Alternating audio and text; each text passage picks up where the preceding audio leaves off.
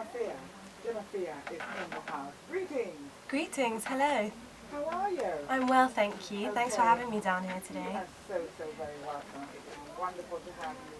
And it's just great to see you coming from all the way from the UK. When did you land? Only last week. You came last week? Yes. Tell us a bit about the contest and how you got in and then winnings all the way. Tell us what happened. Gosh, it seems so long ago now.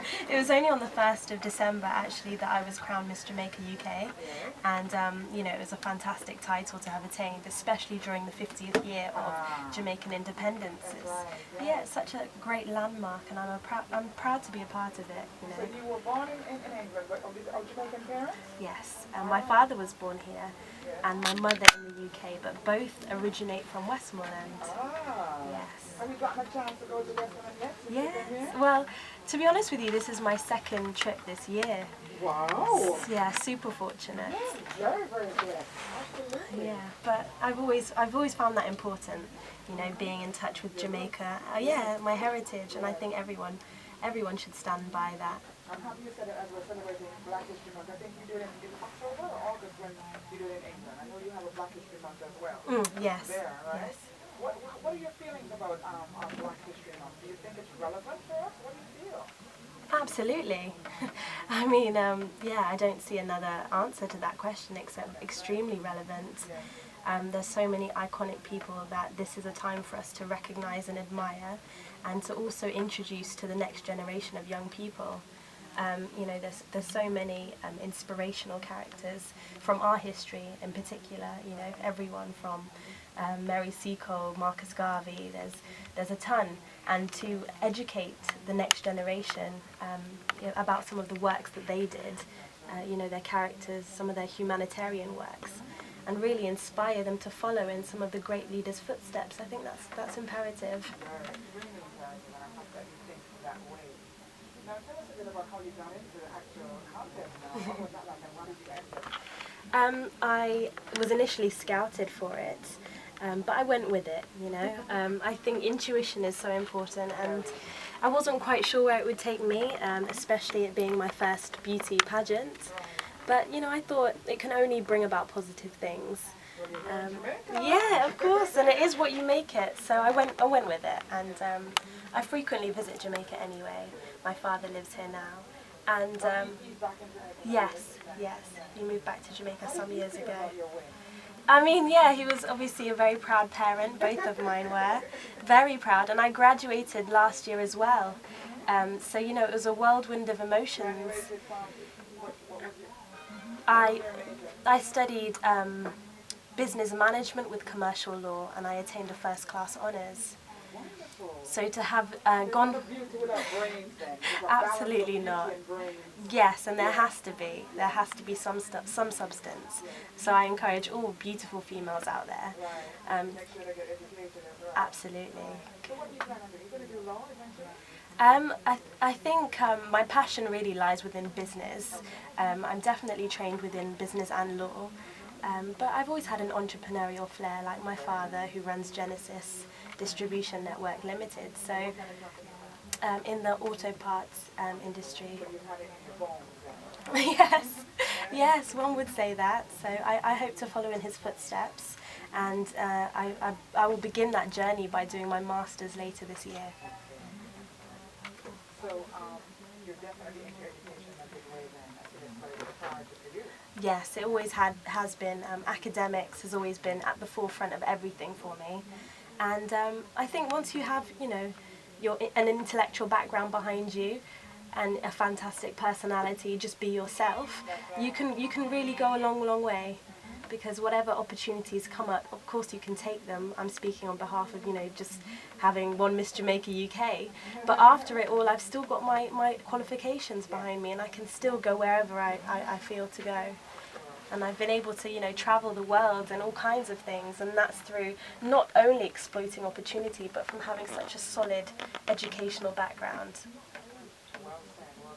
How do you feel today about being here and seeing that family who has lost family member who's only 16 years old, such an unfortunate situation? How are you feeling today about that? Yes, was a very moving experience, and it's one that you can't really anticipate. So I came down here today with a very open mind and really just to offer my support.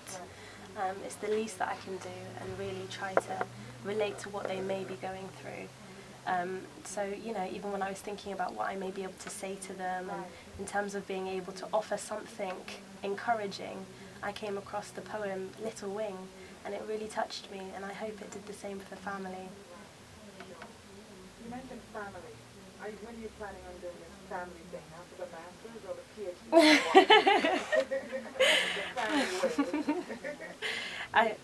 PhD?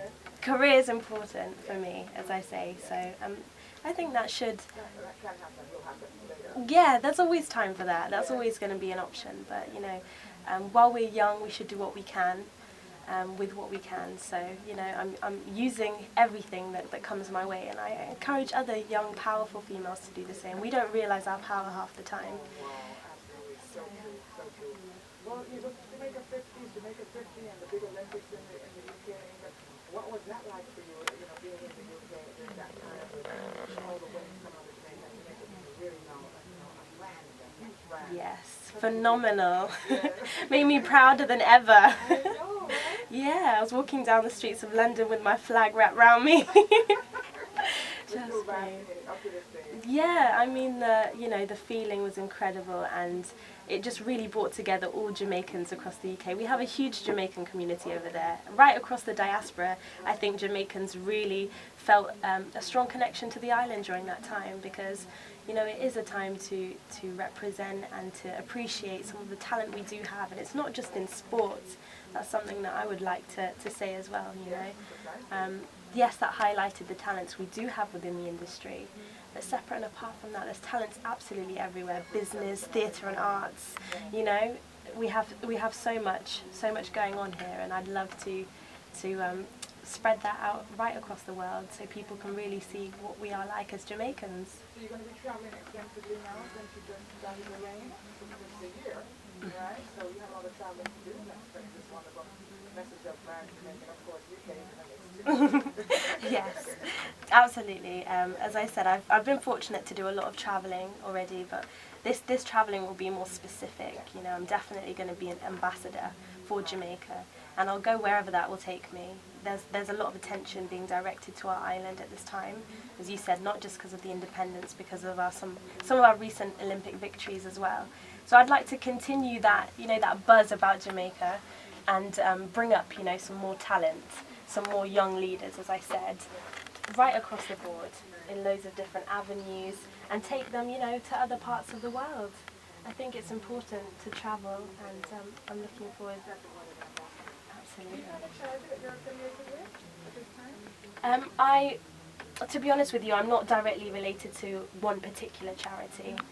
If there's a need, and it's something that I relate to, or I can, you know, empathise with, I'm definitely behind it and I will support it. I was involved in the tsunami in Thailand in 2005, and I experienced some first-hand relief there. So, you know, that made me an even more charitable person, because I was able to see what these charities actually do in times of need. So, you know, I know that obviously we have Hurricane Sandy that recently affected the island, and I can empathise with people struggling to rebuild their lives after such a time. So I was involved in some charities with that, from the UK as well, sending relief back to Jamaica. And it's something I'll continue to do. As you know, I was down at Mustard Seed Children's Home, so definitely involved in the youth. Mentors, who are some of your Jamaican mentors? Because after your one mentor, someone that Oh gosh, there are so many, I wouldn't know where to start. I mean, I think it always goes back to home for me, first of all, and I always look towards my parents as mentors. I have some really strong fundamental characters within my family, and that's by God's grace alone that I've been so blessed and so fortunate. So definitely my parents at the forefront. Then I look back to the history of some of our great Jamaican leaders.